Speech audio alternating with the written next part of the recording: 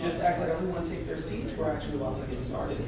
Everybody have a good day so far. Good work day. Happy to be gone.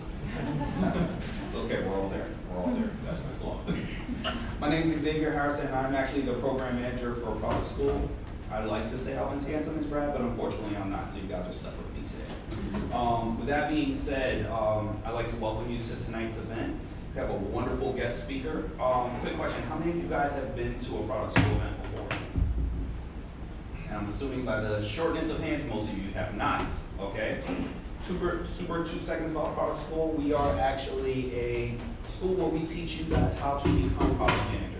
If you'd like to know more information about our courses, I'll be more than happy to give you guys that information later on after the presentation. As much as my ego would enjoy you guys coming to see me, you're actually here to see this gentleman here. I'd like to introduce Chris Butler, who is going to discuss with you about how to build a strategy in an agile environment.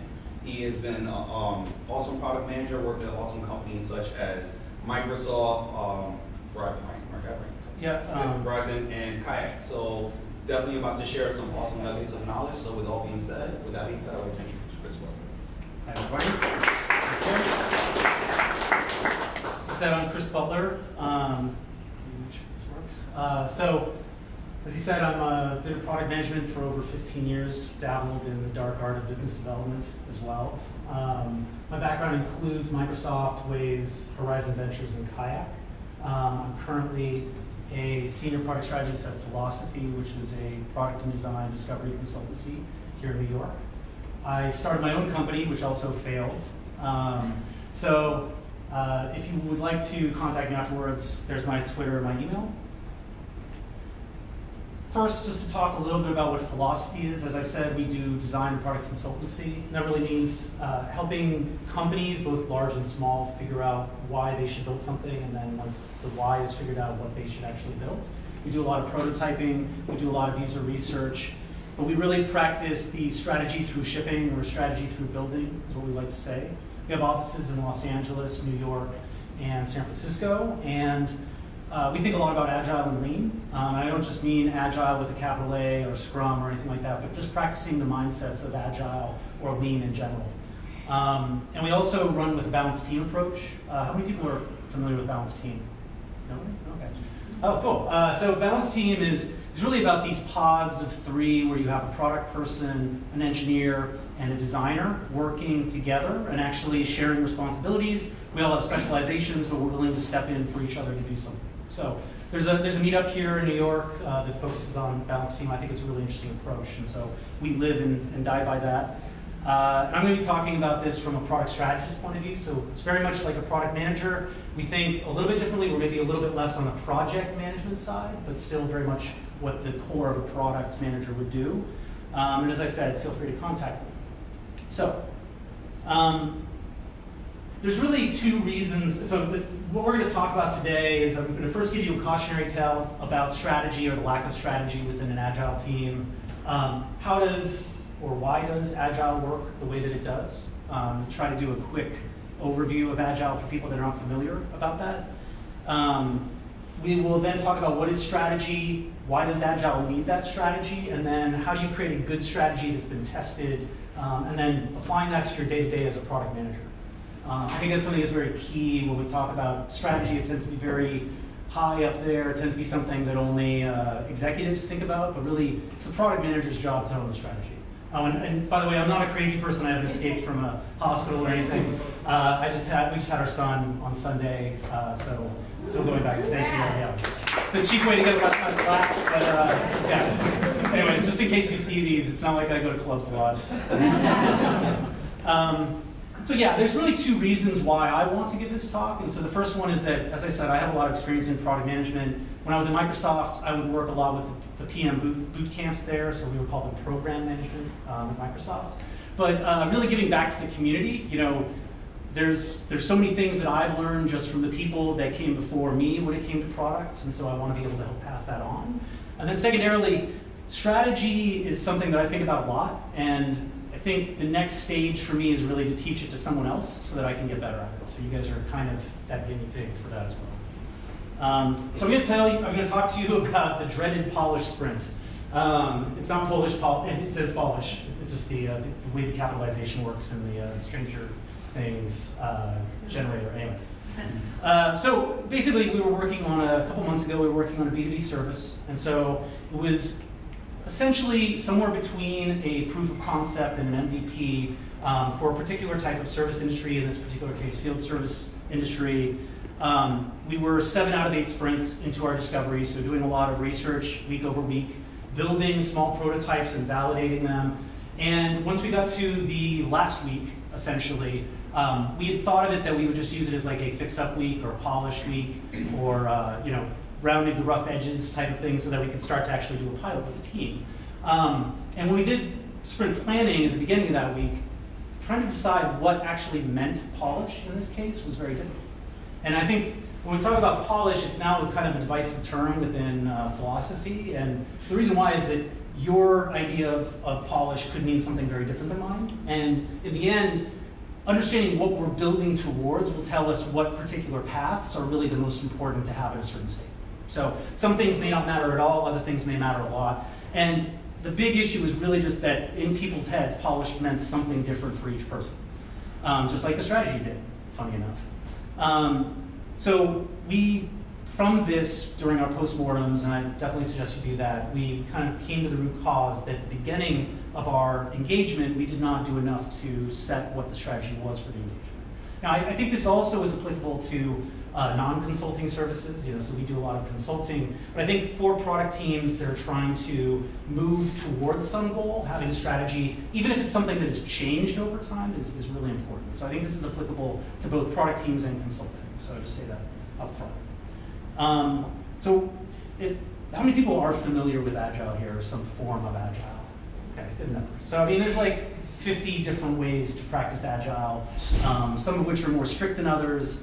I mean Agile with a lowercase a, so I'm not trying to say one is better than the other. We actually use kind of a hybrid of a couple different things, but we find that really the mindset is really what is most important about Agile.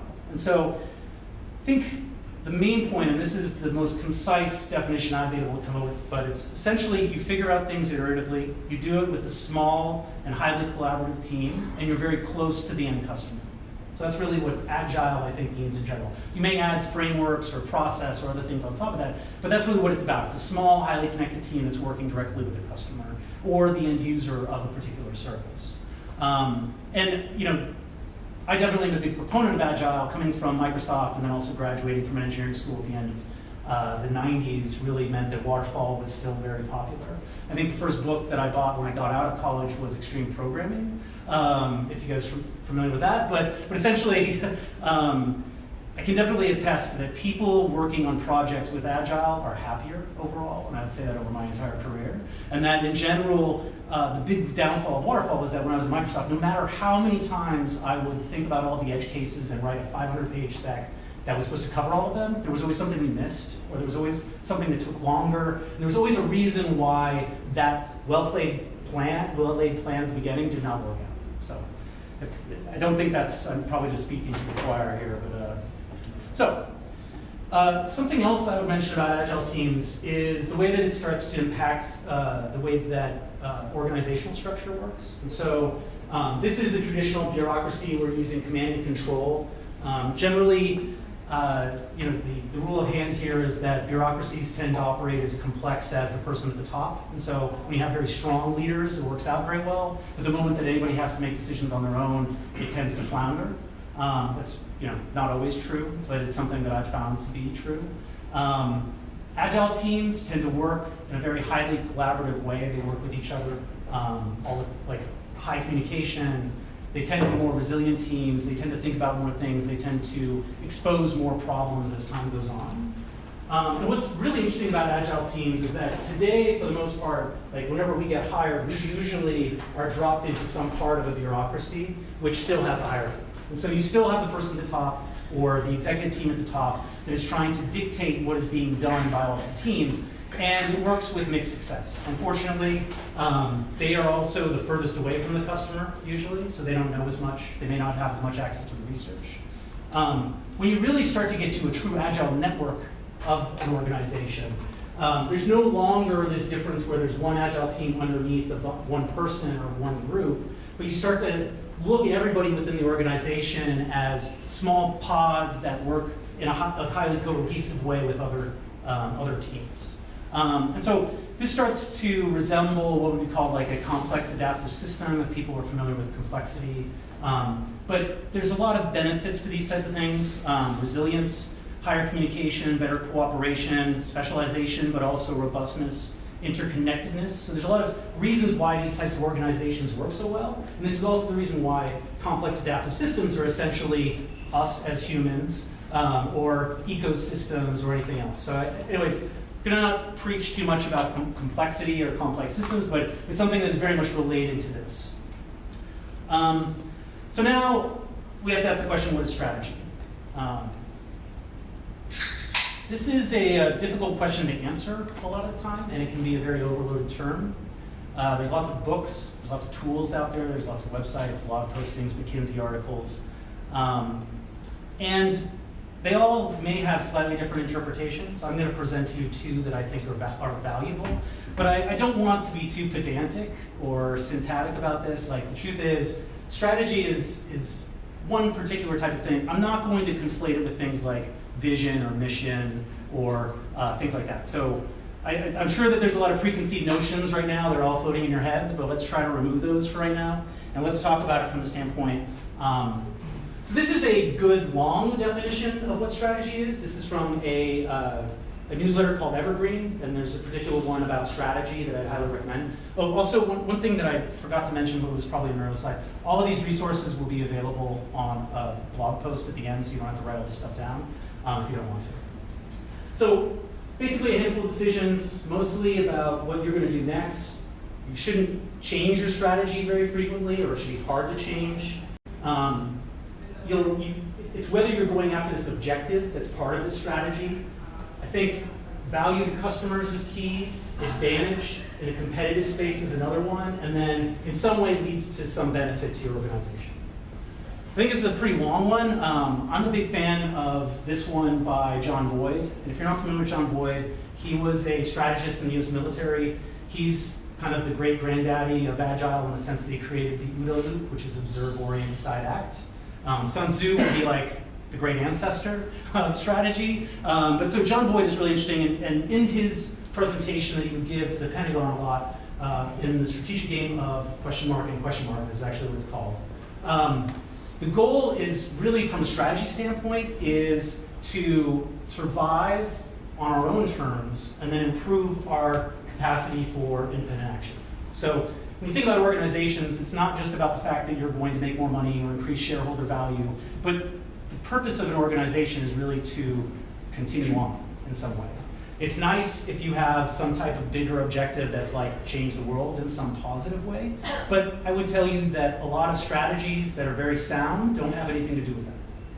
So this is a good working definition. I think it's something we should use.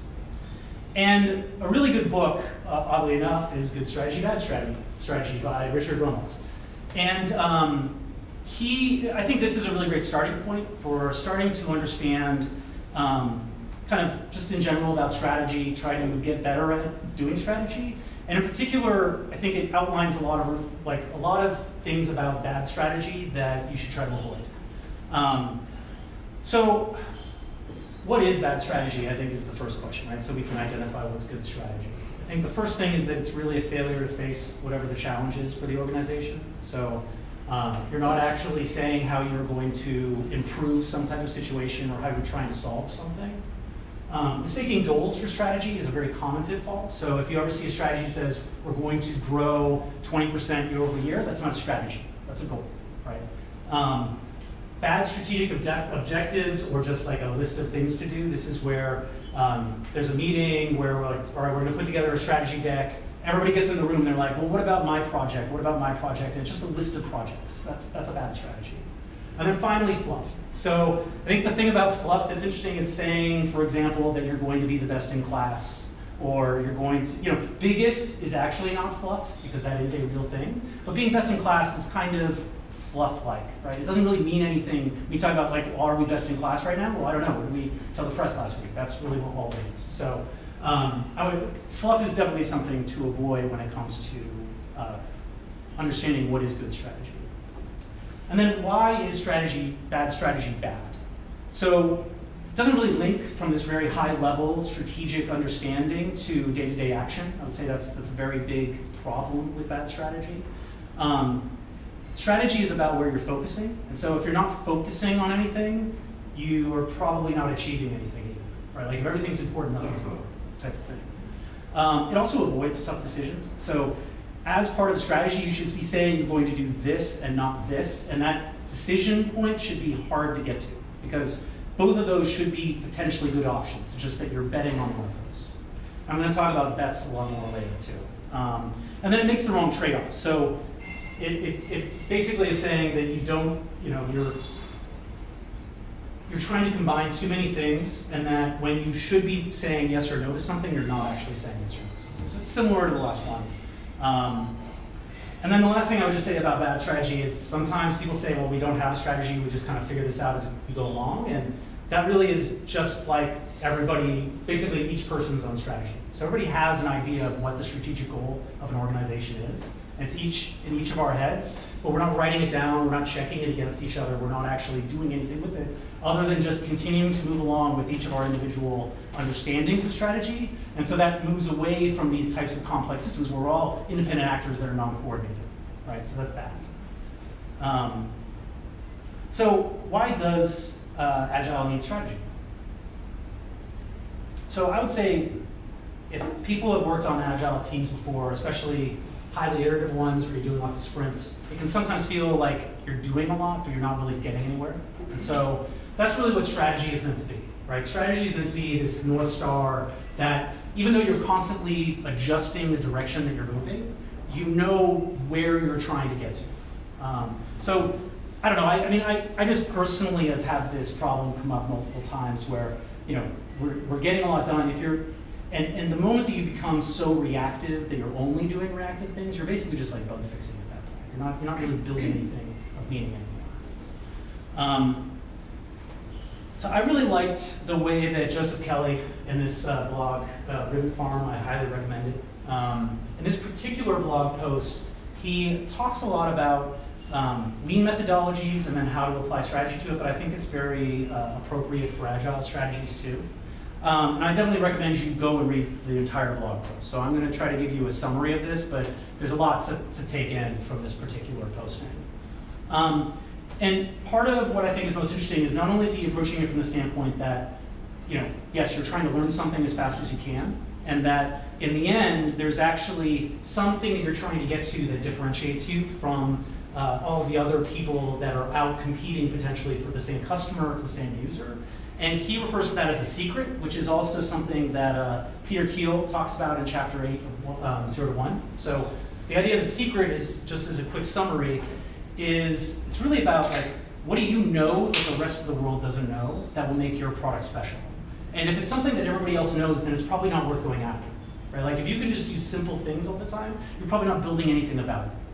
Or of great value. You'll be able to eke out small amounts of value. But really what that secret is what will drive your organization to do something that is bigger in the long run. And so, this chapter 8, you can find it online if you want to read it. But if you're not moving towards, so anyways, what Joseph then goes back to in his particular posting, and I'm going to try to describe abduction really briefly here, but it's kind of a weird logical concept. So there's deduction, which is because of some rules and some state, this is what must have happened next, right? This is what has happened. Induction is trying to take some special case and then take it up to the general case and say, because I understand this means I can apply it to all this.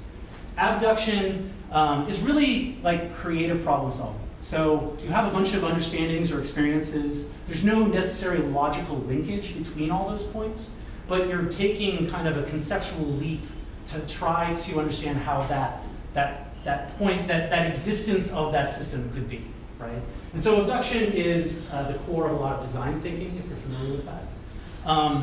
And so what he talks about here is that really the reason why people get into or create an organization or a startup is because they have some abduction that they think there's something that's out there, right, that should exist.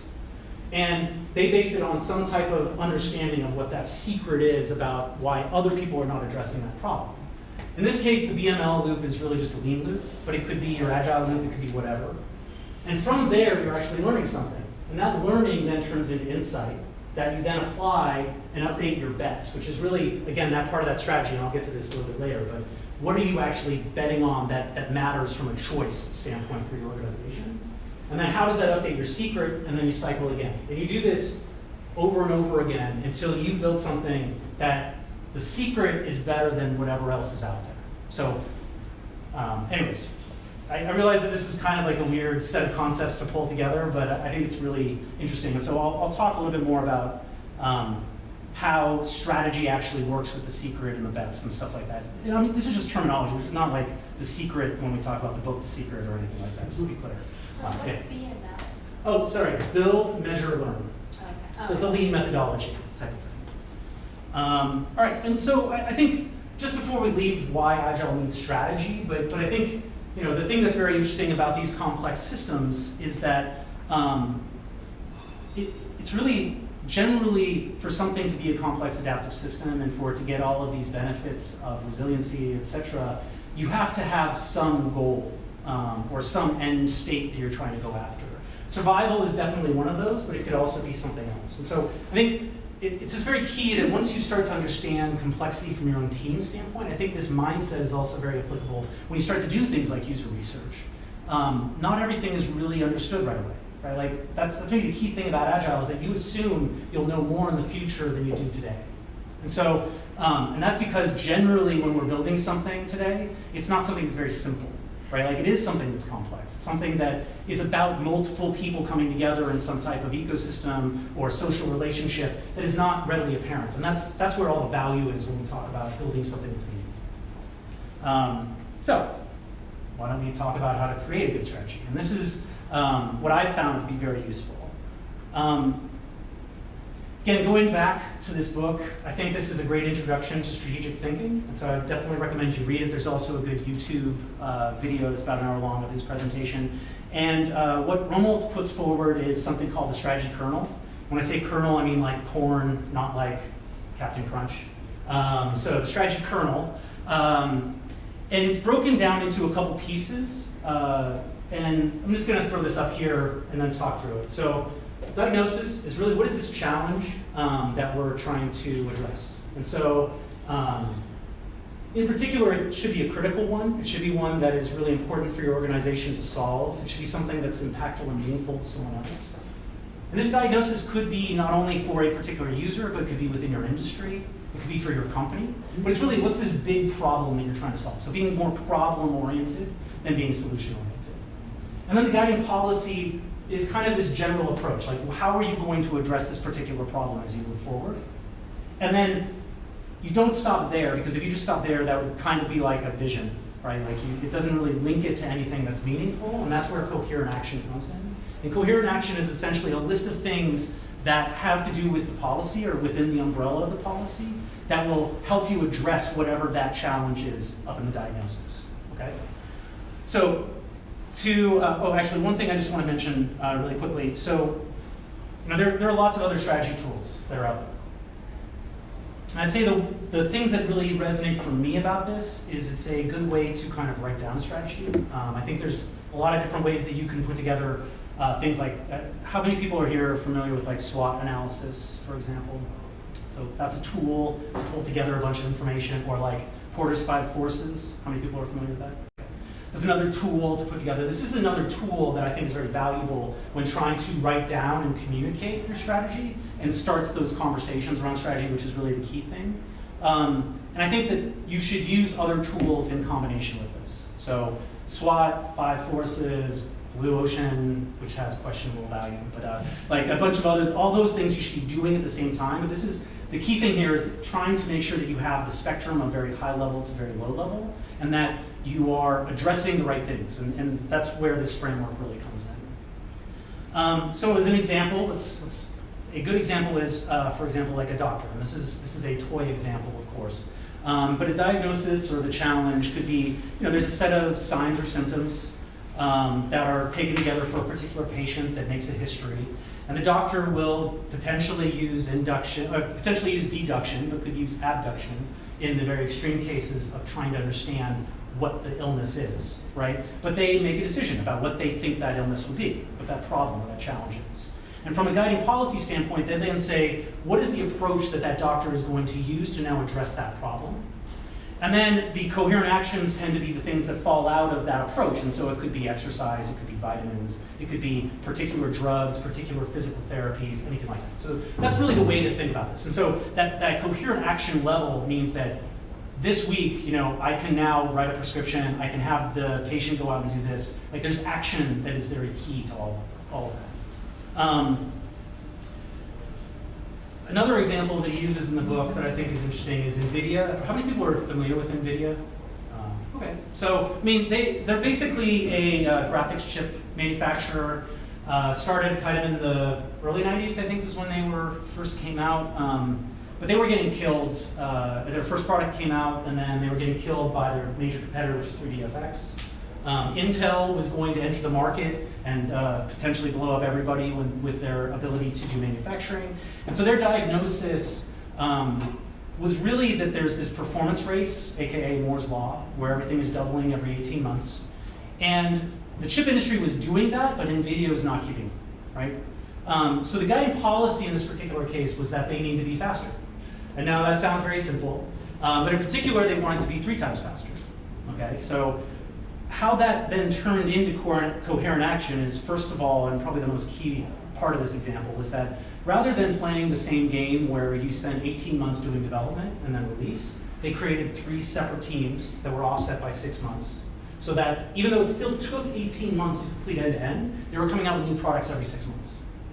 They did a lot of other things too, like they invested a lot in simulation so that even though they're buying the chips from someone else and then building software on top of it, they were able to do software and hardware in parallel. They took back over a lot of the tool sets that all of these other third parties were starting to own so that they could have like a very cohesive solution. So there were all these things that came out of this overall, we just need to be faster, right? In the end, NVIDIA did very well. Intel didn't do anything in the market. They beat 3DFX. So they were pretty successful by applying this type of thing. Because these are both like a toy example and maybe an older example, I now took the example of Uber, and I'm definitely not saying Uber did this technique, and so it might be a little bit of post hoc fitting to the way that they think about things, but I figured to break it down into something that's a little bit more known of today. So Uber basically, they started out of 2009 out of San Francisco. Basically, I lived in San Francisco for a while. It was very hard to get a taxi to show up in certain parts of San Francisco. It was really annoying. And so I won't go into all the history, but in the end, like the diagnosis was really about that the passengers, I'm just going to read this, like passengers were frustrated and dissatisfied with the lack of clarity, efficiency, options, and accountability in transportation services, right? Like that was the big problem, was that people wanted to go somewhere, but using the transportation services that were available, it was not possible to actually get where you need to go in a timely manner and in a cheap way. And so what Uber did was they looked at it from the standpoint that what will make this all better for the passengers and potentially even for the drivers is to create a marketplace that's more liquid, right? So that was their guiding policy, their approach really, was that it wasn't just about the fact that you were going to create an app that could now call another taxi service. There was already a company called Taxi Magic that was doing that, right? But they got eclipsed by the fact that Uber had created this ability to structure a very highly liquid marketplace. And there's a great book called Who Gets What and Why. If you guys want to read up on that, it's going to be on my list of resources. But it's a great book about marketplaces. And so that's essentially what their guiding policy was. Out of that guiding policy, there are a lot of things that then start to fall out. So, for example, of course, you're going to invest in apps because you want to be as close to the customer as possible. You want to be as close to the driver as possible. You want to start to do things like cashless payments so that there's no haggling, there's no tipping, there's none of this awkwardness around the market transacting. You want to remove bad actors within the marketplace. So that's the way the rating system came up. You want the marketplace to adapt to demand, so you have surge pricing. So there's all these things that start to come out from like an actual coherent action standpoint that is just based on this one fact. They're looking at it from the standpoint of a marketplace rather than some other older business, right? So there's a bunch of there are tools that are available today, like this is a business model canvas. How many people are familiar with that, business model canvas? Okay, great. And there's a lean model canvas, and they're both really great tools, but they don't focus so much on the strategy. It's really great when you are starting a business or an organization or a startup. You need, basically the key of this canvas is that where are the blank spaces up here, and what do you need to think about, right? There was an attempt at kind of a strategy canvas. I'm not a big fan of this because it starts to actually do what is bad for these particular strategy things. So getting down into the metrics right away as a strategy thing is not very good, right? That's goal setting, that's not real strategy. So we created something, a philosophy that we call the strategy kernel canvas, because we're stealing so much from Ronald that it doesn't matter at this point, we'll just take his words to it. But we made a few adoptions to it, and this is going to be available online too. It's something we just started using, but I think we'd love to get more feedback from people. And the way this breaks down is, first of all, strategy is not just about one thing that exists for forever, but it's about where you are in this place in time. And so when we talk about from left to right, the history is kind of how did we get here, why are we here now, what did we try before? The strategy is literally what's happening right now. So, and when I say now, I mean always now, not a week from now, not a week ago, but it's like, what is our strategy right now? And then the success and survival is where do we want to get to eventually? And this is where I think things like KPIs or other types of goals setting is appropriate. As you can see, we steal heavily from the diagnosis. So what is that challenge that you're trying to go after? What is the guiding policy? You know, how are you addressing that challenge? The thing, and I think something that's interesting, going back to secrets, is that the guiding policy really is about that secret, right? Like, what is the way that you're looking at the market or the way that you're looking at the particular challenge that is different from anybody else in the way that you're going to either execute. But essentially, it's like, what's special about the way you're addressing this? That's very much like that secret that Peter Thiel talks about. And then I break it down even further here into bets, and then a bet against.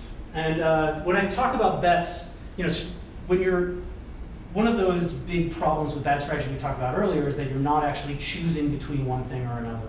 And so these bets really are, where are you putting a stake in the ground? You're saying, this is actually what we believe is important, and we're going to now use things like Agile to experiment and understand whether those bets are valid or not. And then the bet against is something I always like to throw in. I always throw this in whenever I'm putting together like an outline of an engagement, like what are the non-goals? Like what do we know we don't care about or we should just avoid? And it's pretty key because you'd be surprised, that's usually where the most contention is. And once you put something down on paper that's like, we're not going after that, that's when people start to disagree, that's when we have that discussion that should be happening. And then finally, we have actions and processes. And so I think the coherent actions are really important. I would also just throw in that process tends to be very related to how you succeed as a business. And I think that in some cases, like the type of Agile that you will use, for example, or how you make prioritization decisions as a product person, those are processes that being able to understand how it fits within the stack of strategy is very, very important. So I filled out one for, Uber. And sorry, again, it's a little bit hard to read because these are going to be very information-dense things.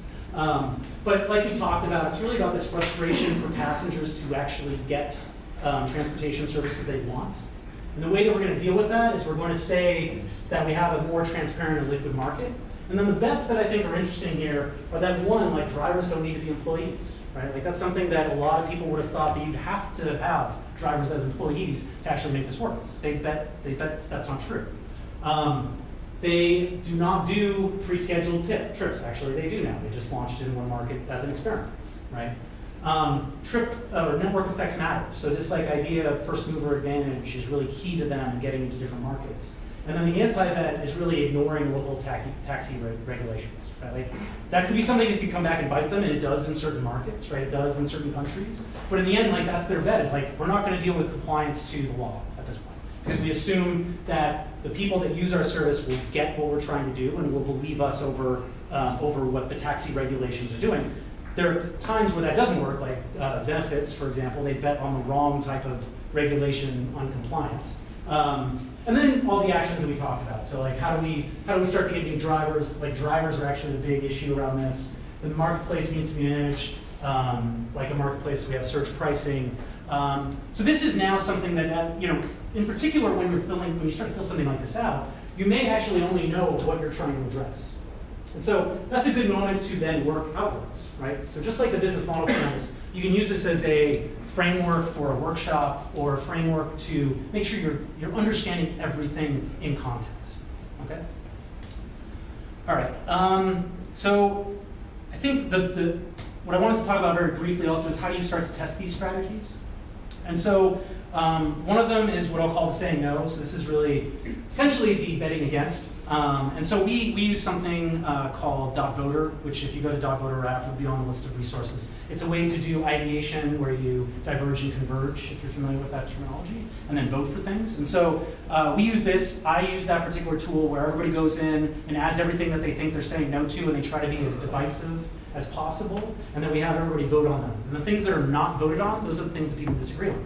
That's a very interesting thing to talk about and to discuss. The Bizarro world strategy, this is really just that, if there's some other Bizarro world that's parallel to yours, that's the opposite, their strategy should be a valid strategy as well. So you may not be able to say things like service excellence. Is there ever a time that makes a good business strategy where there's bad service, for example, right? Like maybe Ryanair. I'll give you that. But generally, why would you go after that in general if you think that most people want to be customer service oriented organizations? Same thing with operational effectiveness. Is there ever a time that a operational ineffective company will do better than an operational effective company with the same idea with the same people? Probably not, right? So that's that particular exercise. This next one is common weaknesses. So this is more, I've gone through a bunch of different articles around strategy. I've looked up what generally strategists and executives feel like go wrong with their strategy. And again, you can find, I'll give you this list, but it's essentially voting for, as a group, which of these have we actually thought about? So bias is a big one where, a lot of the time we may consider abductive thinking, but in reality, we're using our own biases to say something in one industry that we have a lot of experience in is actually equal to something else in another industry that we don't have any experience in. So going through this list is kind of like a checkbox almost of that. And the last thing I would say is that you can do all this testing, you don't really know until you go out and test it in the world, right? And so that's where I think, how do we start to now take product people and apply strategy to their day-to-day? And I have a few recommendations. So first one is really, and this is from Brandon Chu, it's a great article just about being a product director, but I think it applies to product people in general. And the first one is, would strategy be a broken record? So you should have the strategy memorized. You should know it in and out. Whenever you're talking to someone, you should bring up the strategy. Whenever they ask you a question, you should bring up the strategy. You should be in broken record. You should keep talking about the strategy until people are like, I get it, yeah, I know, the strategy is X, right? That's what you want to get to. The next thing is planning meetings. So if you use Agile, you probably use a week opening or a sprint opening meeting and then a sprint closing meeting. I would say this is where having, if you say use Kanban, I use Trello, I have a column which is here's our themes and here's how for this particular sprint they relate to the actual strategy of the group. And then at the end of that sprint, you say, how do we do when we look at the strategy again as a lens towards what we just built? How did we do? The next thing is really around road mapping, and so I'm not a big fan of dated roadmaps, but Jared Spool put together a great blog post about thematic road mapping. And so making sure that when you're building out these, and when we say thematic road mapping, it's really about identifying problems and then listing which problems are you working on right now, or what problems have you worked on, what problem are you working on right now, what problem are you probably working on next, and then what are all the other problems that you're thinking of, right? It's not about solutions, not about features, but it's really about how are you now gearing your entire world towards that challenge that you've identified in your strategy? And how are you making sure that your roadmap actually brings up those particular problems? And the last thing I'll say is, second last, sorry. Unpacking features with user journey mapping. This is Alia, who's a designer of philosophy, wrote a great blog post about a process that I was part of, so I think it's good too. But it really is about how do you start to balance the secrets and bets. And so if people are familiar with things like Kinefin or other types of real option frameworks, this doesn't make any sense. Basically what it means is that you should always be working on the thing you know the least about that is most important, right? And so when it comes to agile sprints, you should be focusing your first couple sprints on really whatever it is you think is the crazy idea that you need to validate. That's the first thing you should work on. And things like login or anything that's like you know how to build that absolutely last before you need to go out. And so this post talks a little bit about how we start to use that when we're doing our Agile sprint planning, and how do we start to look at an engagement over multiple weeks or months, and what we're focusing on now versus at the end. And then the last and most important thing I think a product person can do is detecting divergence. And so this is the killer of companies when it comes to a very high-level strategy that's been well crafted, and that when you go down the chain from, say, the diagnosis to the guiding policy to the coherent actions, there's some break in the chain where it no longer makes sense.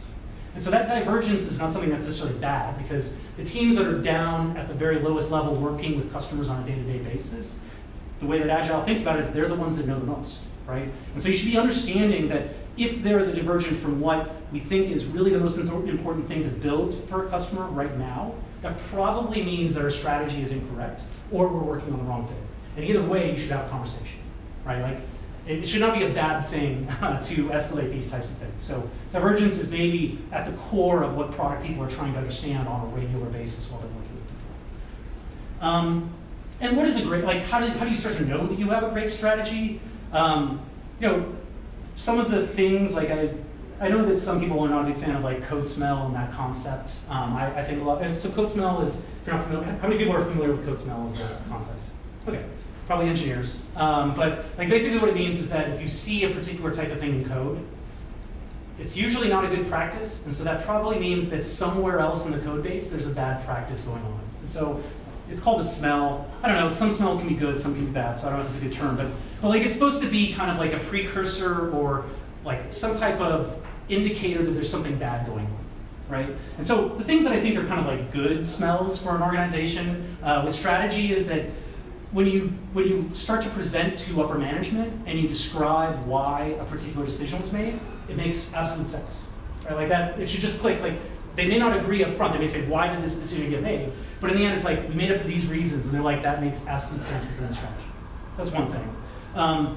The other thing is that issues of divergence will be happening probably on a weekly basis. And that if you're not escalating these things, if you're not having really high-level conversations about these things on a regular basis, you're not utilizing that highly connected, agile organization, if you're not doing that, you're probably missing something.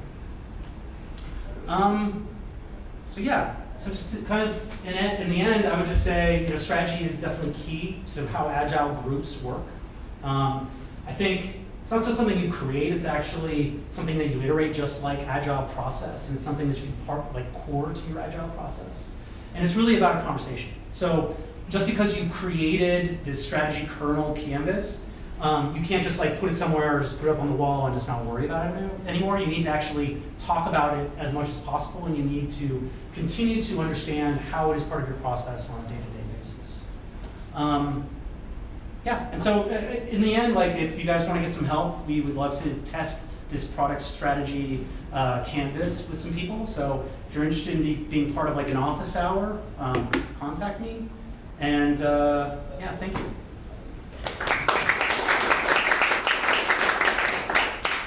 A lot of information. If there are any questions or thoughts? Yeah. If you were to retrofit this, part of the strategy canvas to the product that you were talking about, how would that have helped? Yeah. So in that particular case, I think the understanding. So in that particular case, we were trying to get to a pilot where it would be deployed within that field service group. And so understanding what the expectations were by the people that we could then communicate was really the core issue. And so being more particular about it was certain experiences were in a good state, but certain experiences that they felt were key were not in as good of a state. And so rather than spreading it across everything that we had experimented with and built, we should have been focusing on very particular things. So we didn't do the right choices, essentially. And so that's where this canvas comes in, is that we're betting that these things actually matter and that this thing doesn't matter. And so that's where I think we went wrong. And of course, it's... So when you say you were betting that these things matter, I guess it's what the determining factor of whether it matters, is it like against a specific outcome that you will be measuring to say, okay, actually this you know, our hypothesis that this thing didn't matter actually, you know, caused any negative result that we ignored? Or is it from the state, from your sponsor who said, okay, I really care about this thing and I care about you know, this particular factor and the success measure. So in that case, I guess it's more just making sure that makes it into your canvas. Yeah, I mean, well, so there were a couple of things. I mean, we definitely, you know, the product owner was part of our group. We were presenting to them on a regular basis.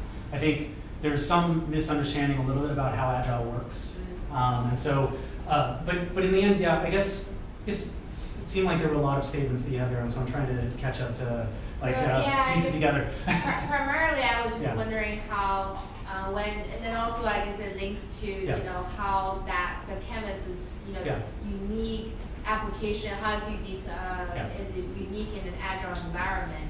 Well, yeah, and I think, like, again, it's those bets and those secrets that you're constantly trying to validate as you iterate, right? So as part of the Agile experience, you're not just saying, here's what we're going to go build. Well, and that's what, like, when we go back to, like, the way Waterfall worked, was that you did a bunch of market research, you would make a bunch of bets, or you believe there was a secret. You'd maybe do some things like focus groups or panels or something like that. And then somebody would sit down, probably me, and I'd write out a spec that was like, here's what we're going to build based on best known practices, and then what I think is the bet or the secret, right?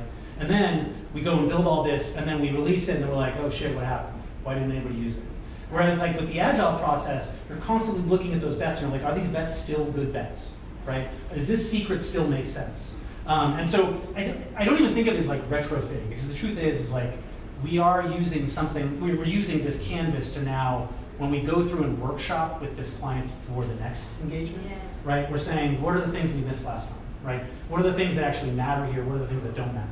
And this is, again, this is that starting point. So it's like business model canvas. Like, you wouldn't, like, if you were doing a startup, you wouldn't do the business model canvas and then, like, walk into a VC's office and say, here it is, like, give us $5 million, right? You'd have to do a lot of other stuff. It's a tool to be able to start to understand all of the different aspects. And so I actually prefer narratives when it comes to the end goal of this strategy. So that strategy canvas is a good working thing, but it turns into, like, about a page long of written prose that I write out, right? Like, that's the way I like to do it.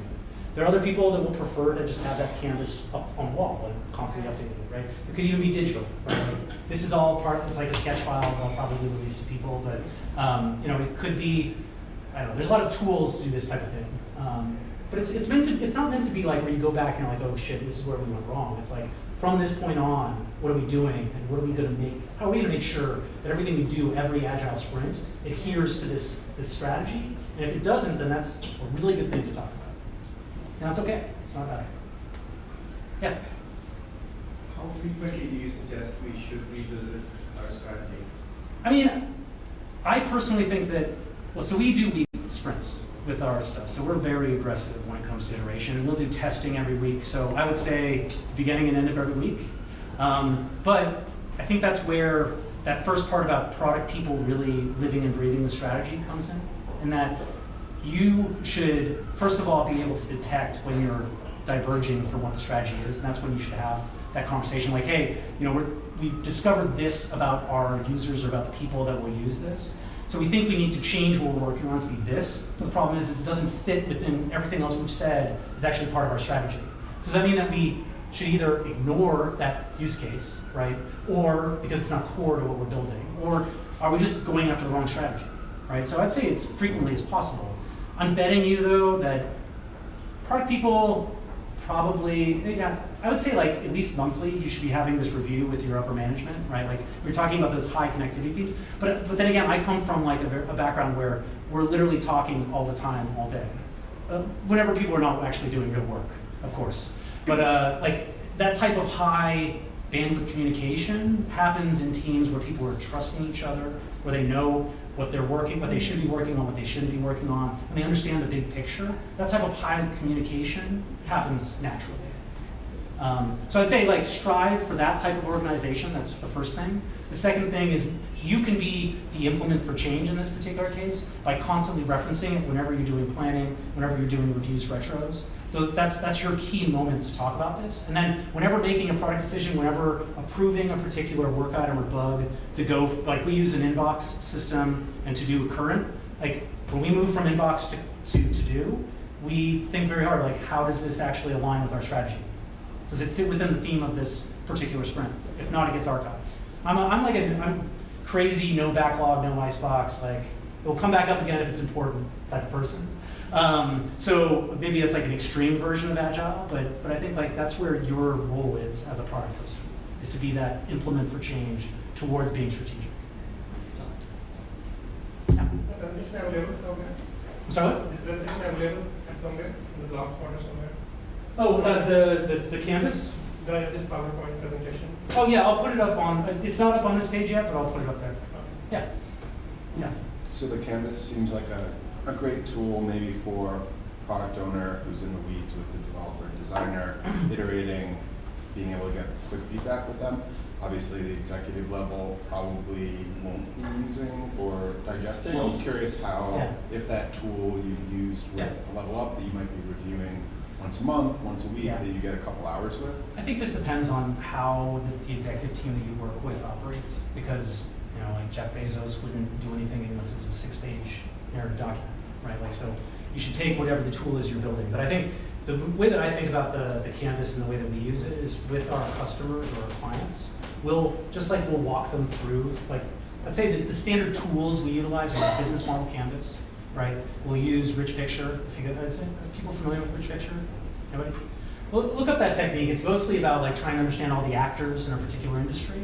And now we're going to start thinking about how do we start to use the strategic kernel canvas as like the next thing. So we found out about like how does your business work. We found out where does your business exist in the ecosystem of like operators, people, whatever you want to call them. And then now what are you really trying to solve, right?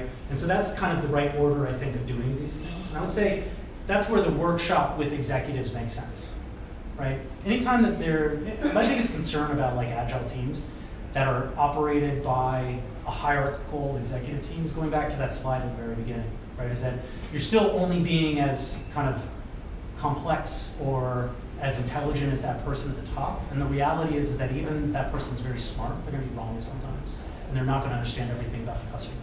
And so that's why like I feel like this is a good tool if you are the product owner and you have like check-ins with executives. It's probably not a bad thing to try to walk them through this and trying to understand. I mean, I've done this with like, for example, even our own team at Philosophy. I've worked through the founders of that, and they all have slightly different opinions about what the real strategy is, right? And so identifying that and working on those differences is probably the most important thing you can do. And then I have one other question. Yeah. How do you think of business strategy versus product strategy? I actually had a slide about that. I don't think there's any difference. Yeah, I mean, I think like the problem is that all the decisions you make for your product have an impact in the end. Like, and when we say product, we mean like app, service, like customer experience, like all those things are part of your product. So to me, things like your business model, like how you do value capture, for example, which is something that is usually left off of product strategy, is really key because that value capture, AKA how you make money, right? Like, is very key to what you should be building and how you build it. Because if you're just building something that's going to be cool and will solve a problem, that's great. You just need to get a lot of venture capital funding so that you don't ever have to make money, right? But that's not the way the world works usually. So you have to think about product and business strategy as exactly the same thing. Sorry. So you said you go with 1 week sprints. How effective is it? Like, do you spend a lot of time on meetings and that's the sprint? No, well, that's the thing is that we do an hour-long planning meeting on Mondays. We do an hour-long review and retro on Fridays. And then we do ad hoc, what I'll call inbox meetings. And that's where, if people are not familiar with this concept of the inbox, but it's a column where anybody in the team, stakeholders, whoever, can drop something into that inbox. And it could be a question, it could be something to discuss, it could be a feature request, it could be a bug. It doesn't matter, they can put whatever they want in there. And that once we get to a certain threshold, I usually think it's like 5, we'll have an ad hoc meeting where we all just stand together and go through them. And either more likely archive most of them, or pull them into the queue. And the thing that it does is rather than bugs being shoved into the bottom of the to-do list, so the to-do list keeps getting bigger and bigger and bigger, there's actual buy-in from everybody within the team that matters. So I would say like, those are really the only meetings we have.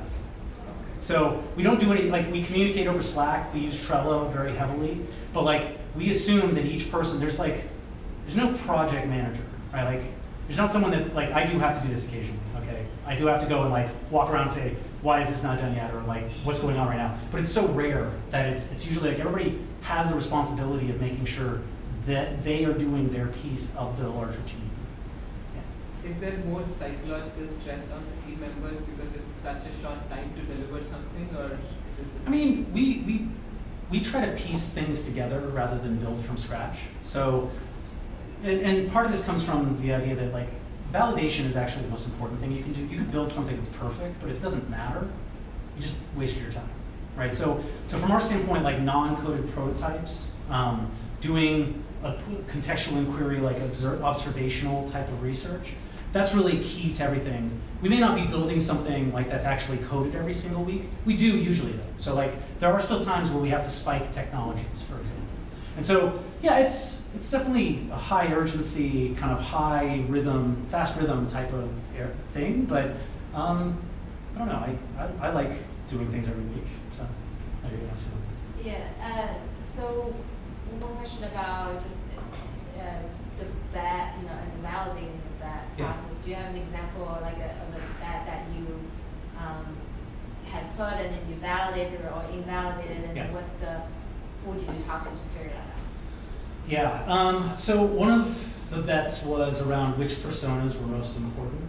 And so in this particular case, there were people that were out in field service that were like repairmen, and then there were dispatchers, and there were people in the warehouse, there were executives, there was stuff like that. So we had to make a bet in one of the engagements that after observing them working, that actually the executives mattered the least. So we're just like, even though they were the people that were probably signing the checks in that case, right? And they were the ones that were saying whether we could do a pilot or not. They were actually the least important when it came to the impact we could make on the actual organization. So the bet was actually on the field techs and the dispatchers. And as we moved along, and we used some other processes where we start to map things like business process to user experience. And when you actually start to draw that out, you see that it's all about actually that field tech, because they're the tip of the spear when it comes to customer service, how things are resolved. Like everything that you can do to make them more efficient means that your, so for example, time from call into the call center to receiving cash from a repair is shortened the more successful you make that field tech, right? So that means like preparing them to go to that job and actually fix them. Make sure they have the parts that they actually need. So we started gleaning this from all the research, and we bet on that, and I'm pretty sure, we're right, I think, in this case. And I definitely think that the executive is less important still. I think there's a whole other thing because we're consultants. We have to actually use client skills. And so that's maybe where we need to make sure that we're massaging the executives in that case, that they know they're important, but it's really for them to do their best job, the field techs need to be able to do their best job. Right. But that's maybe a side issue. I see. And then is there a definitive point where like, yeah, we got this right? Or is it kind of just... I don't think there are, well, so I think you can be very sure, like all of the things could be pointing in that direction. I would just warn you that that's why you constantly want to be validating and learning more, is that there's, when you start to assume, and this again, I think the Kinefin framework is a very interesting one. How many people, anybody familiar with Kinefin? CYF, anyways. It's a Welsh word, but it's, what it focuses on is like trying to understand what domain you're actually in from a problem standpoint. And so the different domains are like simple, complicated, complex, and chaotic. And so the biggest mistake you can make is you can assume something's simple and that there's some special case, like Black Swan is a good example of that type of thing, where you assume something works a certain way, but it actually doesn't. And that will throw you into this like state of chaos because everything you believed at that point is wrong. So I would just caution you against that, like always assuming that something is 100% done. But I think that's why Agile exists, right? Is that we're going to continue to learn and iterate, and that the market changes just as we are also iterating, right? So we can make assumptions about competitives, like how we exist within the competitive landscape now. 5 years from now, it's going to be completely different.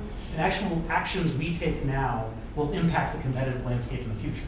So it's very complex and it's hard to, so anyways, I just warn you against ever assuming anything's fine. Right. Yeah. So in your example about like the betting on the tech deal being the most important person, do you have like do you use some sort of metrics in the end and say, okay, well we betted this right, and then it's more important than this other thing because what we saw. So we're still, I mean, in this particular case, right? We got there's definitely belief by management that it is the right thing to do after we've shown them all the evidence that we've collected. But yeah, the real way is now we're going to go into a pilot, right? I see, And that's so how we have. then because there's the thing about success criteria that can be kind of difficult in our case, because it's either we did the research or we didn't, right? Either we learned something or we didn't. When it comes to product teams, because you're iterating on something that's going on for like months or years, you can start to understand like things like retention rates, like what's your revenue run rate, like all these different things start to be better KPIs for you to judge whether you're doing the right thing. And so I'd say that's where you really look at those types of things. In our case, it's more like, did we find out something that could be a secret? Is there something to now bet on that we feel good about? Like that type of stuff. And So this is the executive also body, that's kind of your first validation. that's right. That's right. And that's why, we live and breathe validation, and I don't see why you should not do validation for strategy as well. Like, it just feels silly to me that you would say, this is our strategy, this is what we're gonna go do, this is our vision, and then you're just gonna leave it there, it's on a plaque in metal on the wall, and then you just never touch it again, so. Yeah. Kind of piggybacking on that question. Actually, first of all, thanks a lot for letting this. Oh, you're welcome.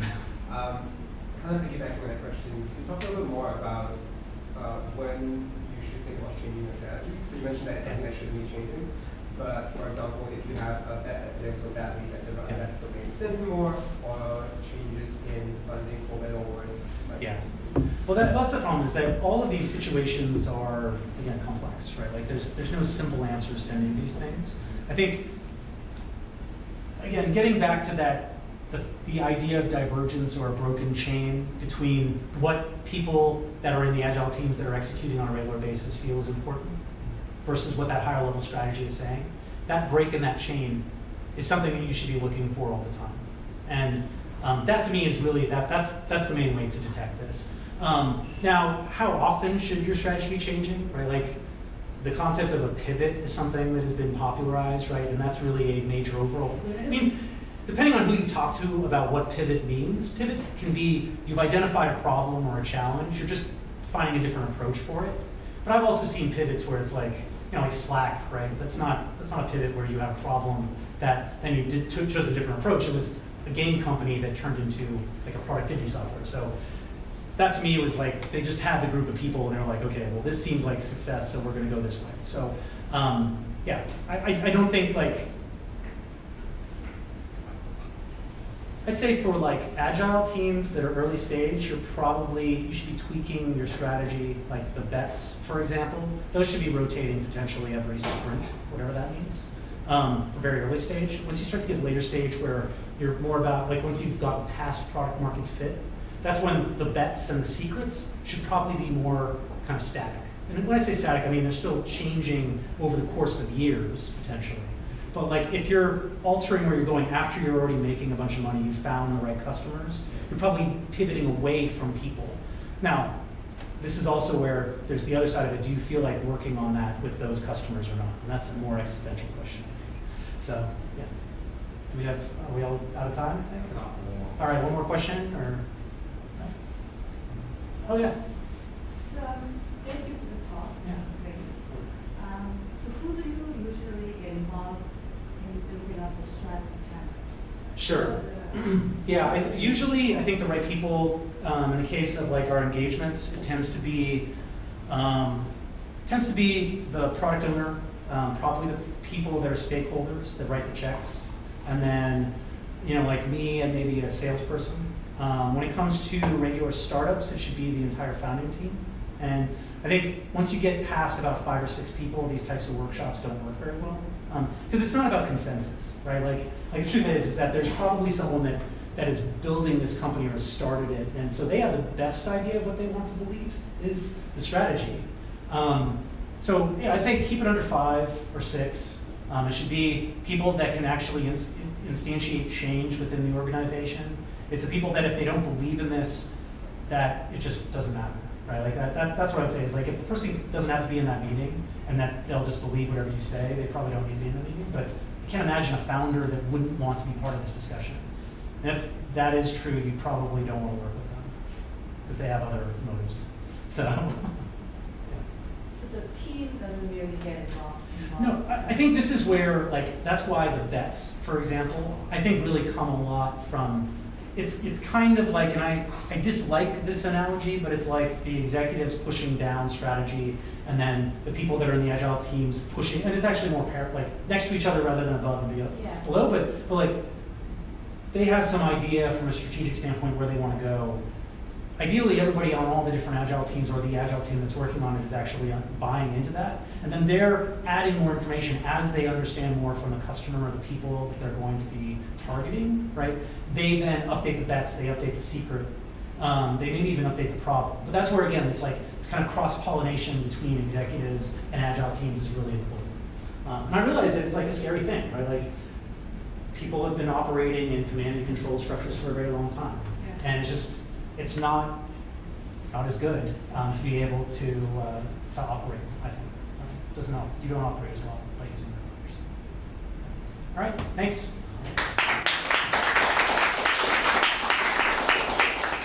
right, thank you so much for coming today. As Chris said, he was going to post the presentation on that link that he posted. If you guys have more questions about Product School, I'll be here for a little bit longer, so feel free to ask me any questions. Our next upcoming classes, and I can give you more about that. I can give you more about that, but our upcoming classes are December 6th for our weekday classes and December 3rd for our weekend classes. We have these weekly events, always every week. So next week we actually have someone coming in talking about how to get hired as a PM, how to land that job. So that'll be taking place here next week, so you can sign up on Meetup or Eventbrite. Starts at about 6:30 or so, same time. Thank you again for coming. I hope you guys have a great evening.